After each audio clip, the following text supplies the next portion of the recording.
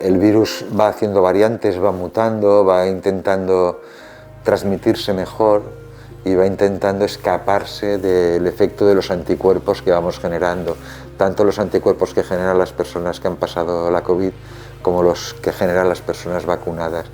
Si consigue variantes de escape, pues es posible que viva una larga temporada con nosotros. Pero al mismo tiempo, estas son situaciones parciales, ¿no? Nosotros tenemos anticuerpos contra el virus tiene vías de escape, pero no del todo. Y esto suele desembocar en cuadros leves, en cuadros en que nuestra inmunidad no es capaz de deshacerse del virus, pero es capaz de mantenerlo sin crear cuadros graves.